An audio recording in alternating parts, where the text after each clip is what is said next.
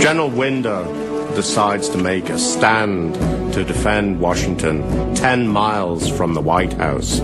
And here, on the eastern branch of the Potomac, is where the fate of Washington is going to be decided.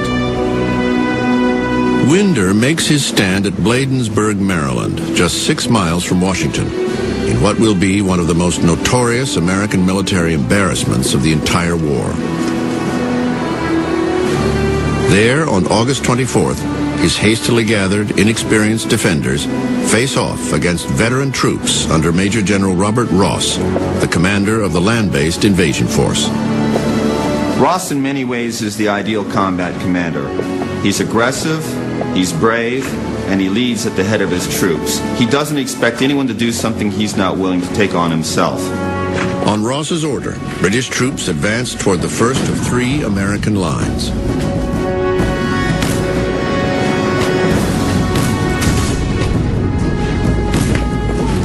They quickly outflanked the defenders and forced them to retreat.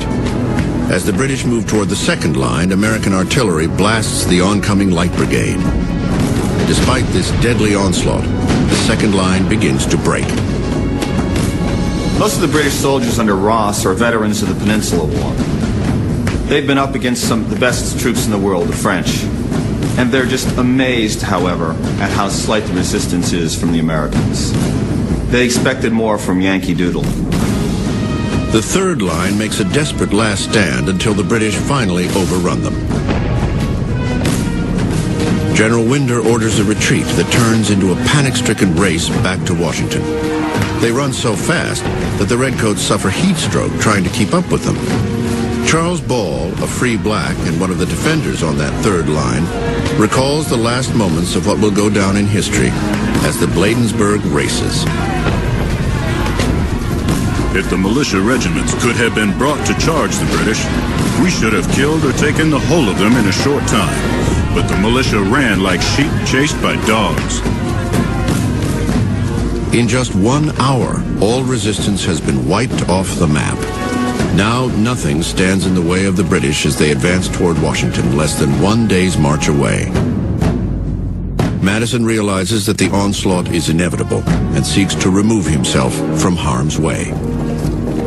Maybe it's something like George Bush on 9/11. He's trying to find a place where he can get a hold of the situation, find out what's happening, make sure that there's not going to be more trouble in Washington, and if there is, he wants to be somewhere else. In the aftermath of the battle, the once flourishing capital is becoming a ghost town as government officials flee the city. Battered American troops staggering back into Washington have no information of the president's whereabouts. Within hours, the British invasion force will enter Washington. As the capital descends into chaos and with the president and members of his cabinet unaccounted for, one woman will spearhead the last defense of the seat of power before the Redcoats put it to the torch. August 24th, 1814, would go down as one of the blackest days in American history. It began with a humiliating defeat at Bladensburg, Maryland, and ended with the destruction of the nation's capital. The events of this one day would test the mettle of a young nation and provide some of the most memorable moments in America's so-called forgotten war.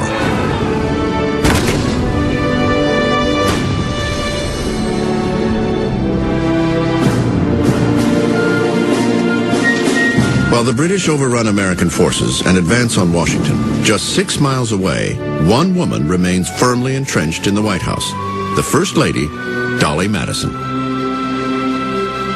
Dolly Madison is my favorite character in American history.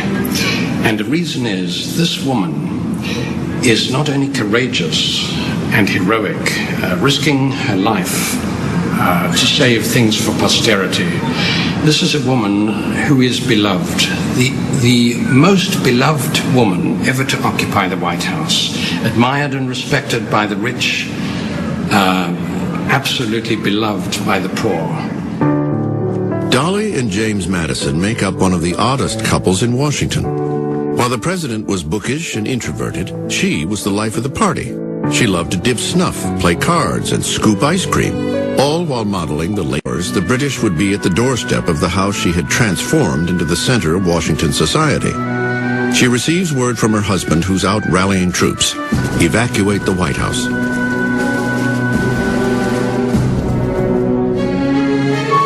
As the desperate minutes dwindle, Dolly Madison heads for a national treasure.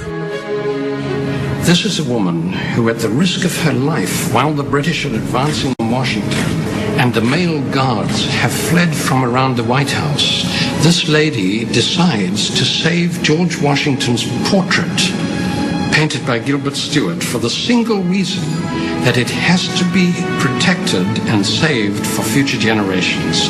Which one of us, male or female today, would risk our lives for a painting? And she did that. I insist on waiting till the large picture of General Washington is taken, so I have ordered the frame to be broken and the painting taken out. It is done. The First Lady is among the last to evacuate the city. She finally boards her carriage, searching for her husband. By 8 p.m., British forces, led by Major General Ross, enter Washington. It was never expected that an army of 4,000 men could march with little or no difficulty, take and have at its mercy the capital of the United States. In retaliation for burning the Canadian Parliament at York the previous April, British troops prepare to set fire to Washington's government buildings. Redcoats, under the command of Vice Admiral Coburn, break into the Capitol. They stage a mock legislation and vote unanimously to burn the building. One resident watches the fire from her rooftop. No drawing room was ever as brilliantly lit as the whole city that night. As flames burst through the roof of the Capitol, there was a roll of thunder. At about 10:30 p.m., the men move on to another key government target, the White House. In the dining room, they find the table set. Coburn orders wine poured, and in a sarcastic toast to the president, drinks to Jemmy's health. Soldiers rampage through the rooms, grabbing souvenirs, including a ceremonial sword and a pair of rhinestone buckles. Even Major General Ross pockets President Madison's love letters to Dolly.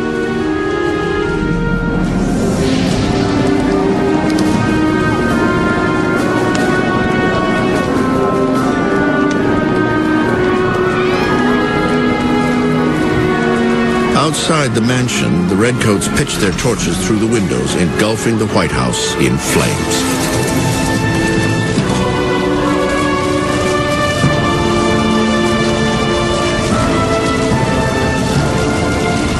The destruction of Washington's public buildings, these fires, the glow of which was seen 50 miles away, struck at the hearts of many Americans wherever they were.